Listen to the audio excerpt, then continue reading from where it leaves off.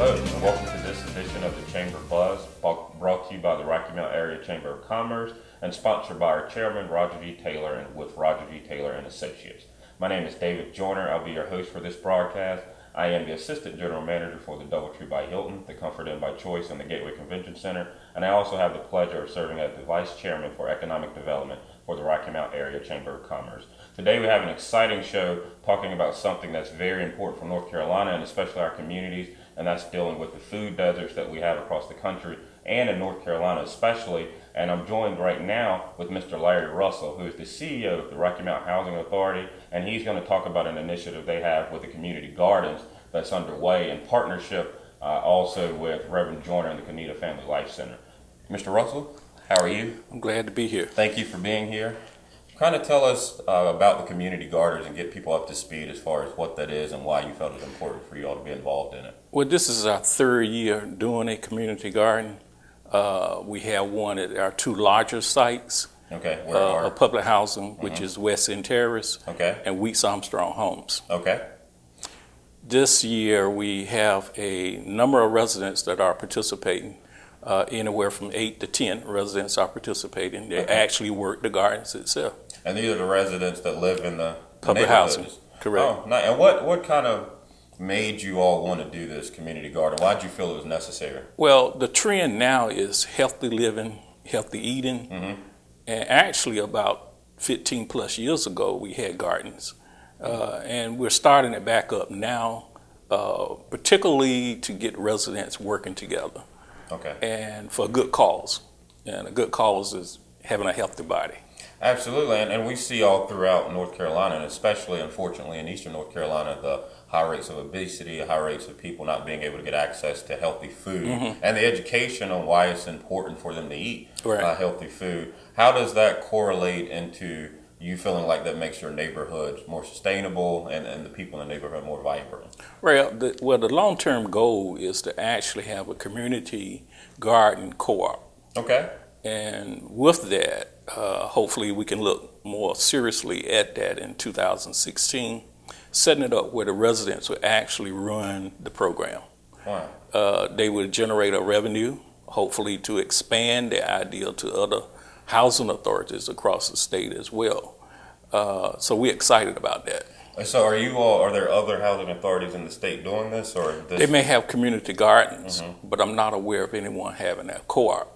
So this is really an innovative opportunity. And for people who may not understand what you mean by co-op, explain kind of what your vision is. Well, it's the community coming together to form a business, to recycle whatever revenue is generated through a budget process, which may include purchasing vegetables on a wholesale market and then sell them at a retail, or either they would grow the actual items.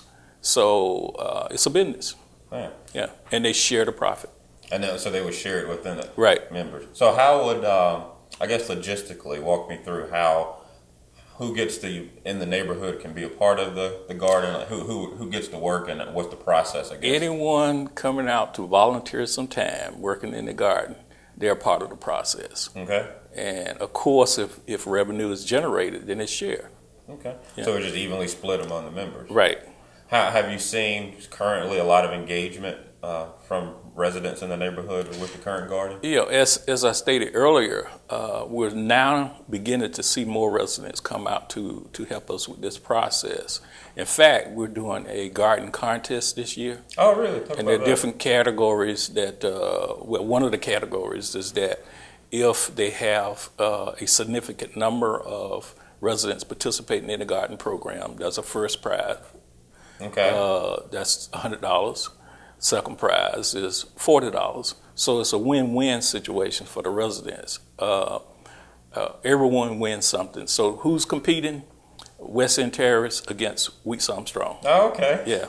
And so it's like a friendly, healthy neighborhood competition. Right. Do you, with the gardens, or as far as the young people that live in the neighborhoods, are they being incorporated? Do you see that there's an excitement for them? Because, I mean, a lot of young people, unfortunately, I grew up, I was blessed to know what it was to do that kind of work, but if we're honest, the majority of people, no matter where they're from, don't know that kind of work in the United States. Reverend Joyner, who's with Kanita Family Life Center, he's been able to get some residents, some kids in the communities involved in the program. We hope to get a higher number in the future, but it's a slow process, but it's workable. Absolutely. Yeah. And then are there certain types of vegetables or fruits that you mainly are trying to Well, go after? Vegetables are grown seasonally, such as for this spring garden, we have cucumbers, squash. Oh, Last year we had some watermelon. We have some broccoli, and I think that's about it. Yeah, And so- tomatoes as well. and so just to be clear, if people in the community want to get involved, they can. This is They open can. to that. They can. They can just contact the housing manager for the site.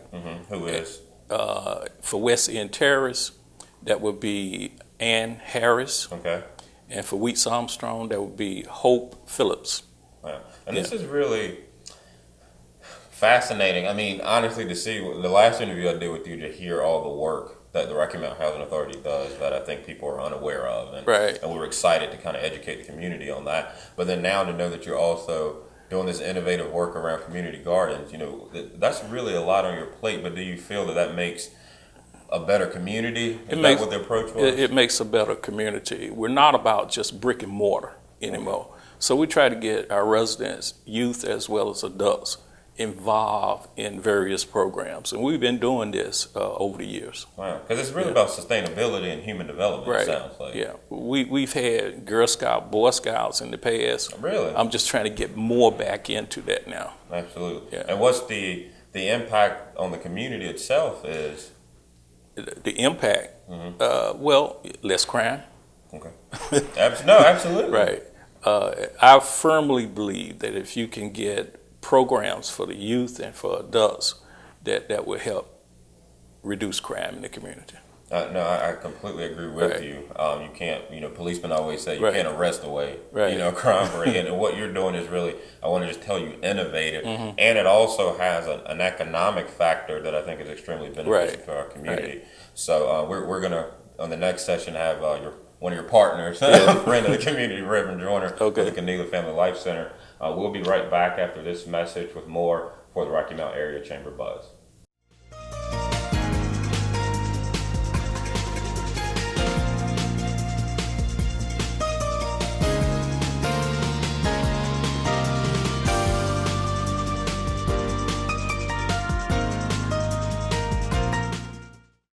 And welcome back to this great edition of the Rocky Mount Chamber Buzz, brought to you by the Rocky Mount Area Chamber of Commerce, sponsored by our chairman this year, Mr. Roger D. Taylor, and his great business, Roger D. Taylor and Associates. I again am David Joyner, the vice chairman for economic development for the Chamber of Commerce. I'm also the assistant general manager for the DoubleTree by Hilton Comfort Inn by Choice in the Gateway Convention Center. We're back again. We just had a great segment with the CEO of the Rocky Mount Housing Authority, Mr. Larry Russell, and now we have both of our good friends, Mr. Reverend Joyner. He is with the Kennealy Family Life Center. He's also the pastor of Kennealy Baptist Church. That's right. Yes. Out in Kennealy, Conto. Conto, North Carolina. Yeah. And we're going to talk about now the great work that he has been doing. And if you have missed the publicity about this, then you really haven't been paying attention. Yeah. It's been all over the state. And we're really proud of him. And we're here in Rocky Mount. We're going to talk about the Kennealy Family Life Center and your partnership with the Rocky Mount Housing Authority. How you doing, Reverend Joyner? Doing great. Good to be here. Yes. Glad to see you. So, kind of for people who don't know, who've been living under a rock, tell them what's going on at the Family Life Center. Kennealy, the program at Kennealy is an agribusiness model for human development and for youth development and for our community with partnerships. And so we work with community gardens, youth development, and bees through teaching our youth we call it the applied learning process: math, reading, science, and technology, and entrepreneurship and sustainability, and also with health and learning how to grow what you need to help compensate the health challenges and prepare food based on its nutritional values, and to eat that food and to watch that food begin to impact your life in a holistic way. And so Mr. Russell and I working together for many years on bringing Rocky Mountain, Canida, and everything in between together to talk about how we do this in the eastern part of North Carolina. Absolutely. Yeah. And as we were talking earlier, in eastern North Carolina, as in the country, struggles with as it relates to health, the number of obesity, and then food desert. People not having access to grocery stores and healthy food. And the work that the two of you are doing is really innovative, I think, in the sense of how you address it. But it also, as you said, has a human development that capacity or point that's really important and really why you're doing what you're doing, correct? Yes. And, and Nash Healthcare System, UNC Systems, is definitely working with us in a partnership that as we work with our communities, there ought to be some rewards to this work. And one of them is access to employment. And so, because all of this is also giving our community workforce development. And how do you develop a product, consume a product, reproduce a product, and make it self-sustainable? Absolutely. And that's economic development. Yes. I mean, that's what it boils down to. And I think that's why it's so important, whenever companies are looking to go to America, they do look at the health of its citizens and the workforce. And it has, as he was saying earlier, it relates to, lower rates of crime and, safer neighborhoods. And so can you kind of explain briefly, because like he was saying earlier, you all sell, products as well. And your place in particular, the young people are out there, I mean, they're running a business. They run a business. Our young people run their honey particular, which is organic, natural grown, natural processed. It's in 5 of Lowe's food stores, and here in Rocky Mountain, Almonds Drug Store, and Milton and Miles. And I've seen it. And on the square in Tarboro. Wow. And so each one of our youth, they become store reps. And so it's up to them to build a relationship with their stores, to stay in touch with the stores, not only to get their honey in the store, which is in there, but to see can they get their other products in the stores as well in the community, because a big portion of this is how do we help our communities not only be productive, but how do we be self-sustainable? Absolutely, and this is teaching them entrepreneurship. Teaching them sales and marketing. That's really incredible. Did you see a real excitement from the young people right at first, or was it something that they had to be, kind of coached or introduced to? I had to be coached into it. We started 4 years old. The 4-year-olds really captured. And now that we have students in college that come back and work in the camp, they really see it, because, they don't have to wait to graduate from college to use their education. And most of them are building, most of them are in college on scholarships because of what they've been doing all these many years with this workforce development piece. So they're actually kids going to college, and then choosing to come back and work during the summer. That's incredible. And that speaks to apparently what they feel out there, and they feel that there's something to be a part of, and they're learning from. They're learning. The impact it's had on the adults and the community at large. Can you talk briefly about that? One of the pieces is that some of our adults is working with Mr. Russell program here at Rocky Mount. And they're going out helping other communities start these gardens. Really? Yes. They're managing, it's a 25-acre spot, but they are managing about 15 of those acres and about 10 different variety of the summer crops. That's incredible. That's a lot of work. That's a lot of work. They're in there about 60 hours a week. Because Agriculture Extension Ag Office happened, and even Dr. Foley at the school system, and Edgecombe County School System, and Nash Healthcare and Violent Healthcare. We're trying to see what dollars do we have in Edgecombe County. We're asking hospitals and the school system working with it, Mr. Russell and I are working with, Where do we buy our vegetables from? That's a good point. You know, where do the hospital buy the vegetables? Where does school buy the vegetables from? If we're buying them outside of our counties, those are dollars that can be reinvested that can be right here. right here. And we asked, let's start off with growing cabbages. Mm-hmm. If we figure out how many cabbages all the systems need, and our goal is for people that go in the hospital, when cabbages come on the plate, that's their cabbage. Absolutely. When our students eat it in the school system, that's their food. Mr. Russell and I are working with the young ladies at Rocky Mount Public Housing. We did our first meal last week. Really? They prepared the meal from the garden. Where did they do this at? This was at Weeks Armstrong. Okay. I think it was Thursday of Thursday. last week. Well, we tried to show them that you can cook vegetables and it tastes good. In fact, we had one young lady said that she didn't eat squash, not zucchini, but the way it was fixed, she ate it all. They loved it. Yeah, and that helped us that helped us at the hospital, because if food is medicine, then there are things that can help keep our residents out of the emergency room. Absolutely. And if they have to come to the emergency room, it's better that they come through a primary health care than through the emergency room. And so this building this conscious awareness, and so and our goal with the young ladies are that we want them to reduce their food bill into half. That over the summer, that we're gonna grow a meal.